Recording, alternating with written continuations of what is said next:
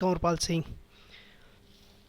आपके लिए मैं आज लेके आया हूँ नेशनलिज्म इन इंडिया के का नेक्स्ट टॉपिक रॉलेट एक्ट।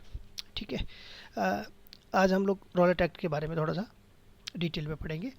यहाँ पे मैंने एक फ़ोटो लगाया है, sir Sydney Arthur Taylor Rowlatt. ये जो sir Sydney Arthur Taylor Rowlatt थे, ये एक जज थे। कौन थे? जज थे। और ये जो रॉलेट एक्ट बना था, इससे पहले एक रॉलेट कमेटी बनी थी, तो उस रॉलेट कमेटी के ये चेयरमैन थे। ठीक है। और इन्हीं की सिफारिश से रॉलेट एक्ट बनाया गया था। तो हम लोग इसके बारे में आज पढ़ते हैं। The Rowlatt act 1919, right. An English lawyer और जज best remembered for his the controversial presidency. ये कंट्रोवर्शियल प्रेसिडेंसी का मतलब हुआ ये रॉलेट कमेटी के प्रेसिडेंट थे और इन्हीं के डिसीजन से ही रॉलेट एक्ट लाया गया था। तो ये कंट्रोवर्सी है। ठीक है, विवादास्पद मुद्दा था। This committee was appointed in 1918 by the British Indian government to evaluate the link between। अब इसका जो रॉलेट एक्ट कमेटी बनाई गई थी, इसका मेन जो मोटो था, ठीक है, वो था कि find out the links between the political terrorism in India, especially in Bengal and Punjab. Bengal और पंजाब में ही उस टाइम में सबसे ज़्यादा जितने भी हमारे रिवोल्यूशनरी जो थे, सरदार भगत सिंह कर दो या जो सचिंद्र सन्याल वगैरह जो बंगाल के, तो ये ज़्यादातर लोग जो बंगाल और पंजाब के लोग थे। The committee gave rise to the Rowlatt act, और इसी कमेटी की वजह से रॉलेट एक्ट आया। और ये एक एक्सटेंशन था डिफेंस ऑफ इंडिया एक्ट 1950, जो पहले एक एक्ट बना हुआ था उसके अंदर, और उस एक्ट को पावरफुल बनाया गया इससे। ठीक है। अब रॉलेट एक्ट का क्या था role? Rowlatt act was the passed by the British government. पहले ब्रिटिश गवर्नमेंट ने इसको पास कर दिया था। The act gave the enormous, यानी मतलब गवर्नमेंट को इतने ज़्यादा पावर दे दी है कि पब्लिक कुछ कर भी नहीं सकती उसके सामने। ठीक है। और ये पावर किस लिए दिए गए थे? For repressing the political activity, जितनी भी पॉलिटिकल एक्टिविटीज थी उनको दबाने के लिए ये दिया गया था। ठीक है। और सबसे बड़ी थी allow detention of the political prisoners. जितने भी पॉलिटिकल प्रिजनर्स थे, जितने भी राजनीतिक बंदी थे, उनको 2 साल से ज़्यादा वो जेल में रख सकते थे विदाउट किसी। और इस एक्ट के लिए कहा गया था न अपील, न वकील, न दलील। ना तो आप अपील कर सकते हैं, ना वकील कर सकते हैं, और ना ही अपनी दलील दे सकते हैं। अगर आप इस एक्ट के तहत गिरफ्तार कर लिए गए तो nobody will listen to you. ठीक है। 6 अप्रैल 1919 को अब गांधी जी ने क्या किया इस रॉलेट एक्ट के अगेंस्ट में, या non violent civil disobedient movement start किया। मतलब कि इसको बोलते हैं रॉलेट सत्याग्रह।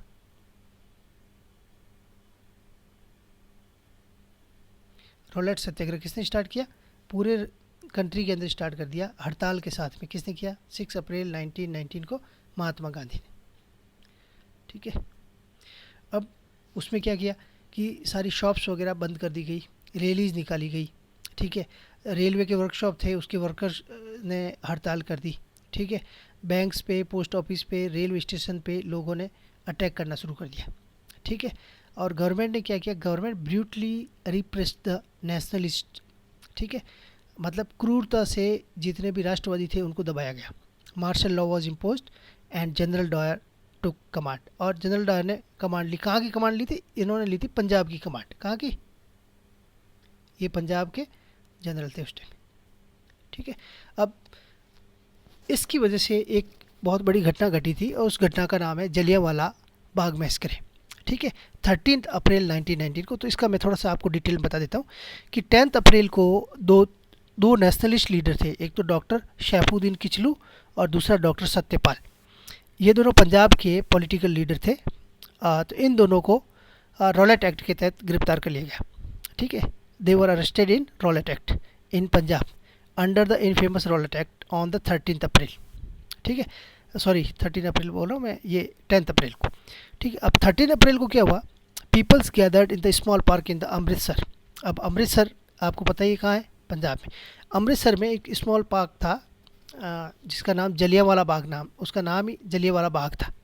ठीक है। उस पार्क के अंदर लोग हुए, और इन लोगों का मेन मोटो क्या था? To protest against the these arrest. जो इन लोगों को गिरफ्तार किया गया था उसके अगेंस्ट में ये लोग विरोध प्रदर्शन कर रहे थे। ठीक है। और this was going peacefully, gathering was very peacefully.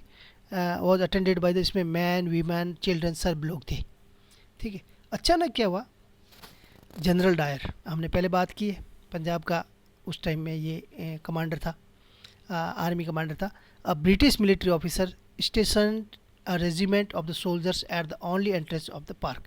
अब ये जो पार्क था, जलियांवाला बाग पार्क था, उस पार्क का एक ही एंट्रेंस था, बाकी तीन तरफ जो थी बड़ी बड़ी दीवारें नहीं, बड़े बड़े घर आ रखे थे, तो बीच में छोटी सी सकड़ी गली से इसका रास्ता जाता था और वहाँ पे सारे लोग इकट्ठा हो रखे थे, ठीक है। तो जनरल डायर ने क्या किया, बिना किसी वार्निंग के, ठीक है, और उसने डिक्लेयर कर दिया कि this meeting is the illegal and without any warning ordered his soldier to fire.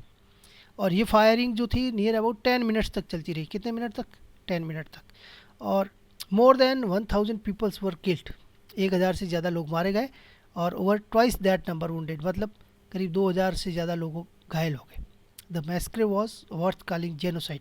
अब ये जेनोसाइड वर्ड आया है, जेनोसाइड का मतलब है कि ग्रुप में लोगों को मारना।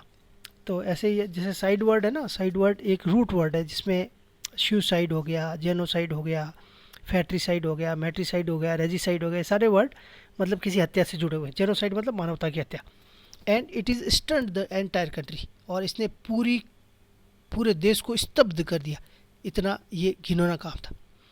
ऑन द 30 मई, अब 30 मई 1990 को, अब इस जलियांवाला बाग के विरोध में लोगों ने क्या किया, सबसे पहले जो हमारे राष्ट्रकवि थे रविंद्रनाथ टैगोर, इन्होंने अपनी जो नाइटहुड का टाइटल था, क्या नाइटहुड का टाइटल जिसमें सर की उपाधि मिलती थी, तो ये वाला वापस लौटा दिया। गांधी जी को भी एक केसर हिंद की पदवी मिली हुई थी, जिसमें इनको एक गोल्ड मेडल मिला था बोअर वॉर में अंग्रेज़ों की हेल्प करने के लिए, तो गांधी जी ने भी अपना ये टाइटल रिटर्न कर दिया, ठीक है।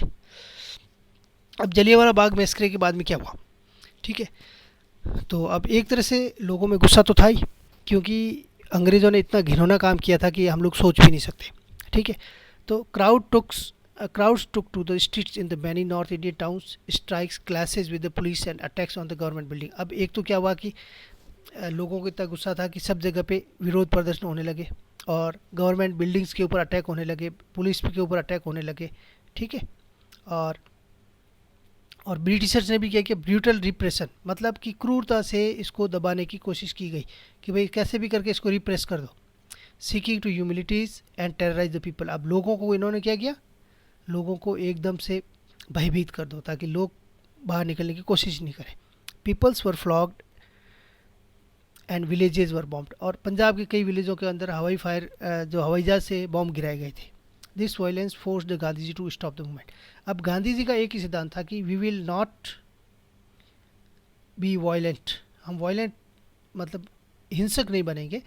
तो इसमें जैसे हिंसा शुरू हुई तो गांधी जी ने जो रॉलेट सत्याग्रह शुरू किया था, वो रॉलेट सत्याग्रह क्या किया, विड्रॉ कर लिया, ठीक है।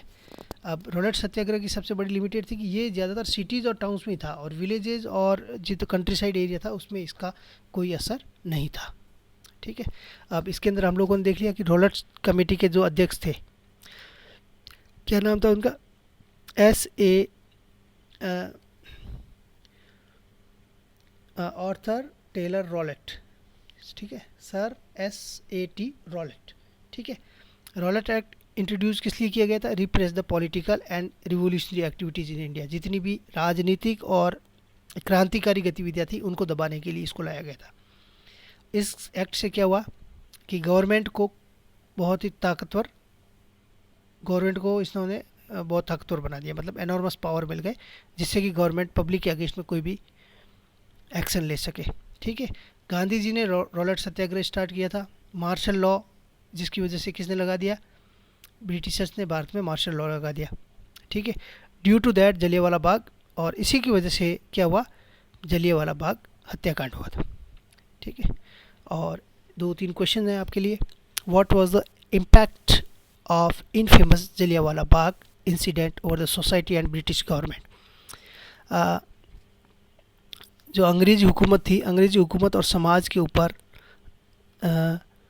जलियांवाला बाग हत्याकांड का क्या असर पड़ा, ठीक है। दूसरा, why were Indians reacted against the Rowlatt act, ये भी हम लोगों ने जाना कि इंडियंस ने रॉलेट एक्ट के अगेंस्ट में इतना ज़्यादा विरोध क्यों किया। और why martial law was impose in the Punjab during the month of April 1990। तो ये तीनों चीज़ों पे हमने डिस्कशन किया है, तो आप ये तीनों प्रश्न कीजिएगा। Thank you and have a fruitful day.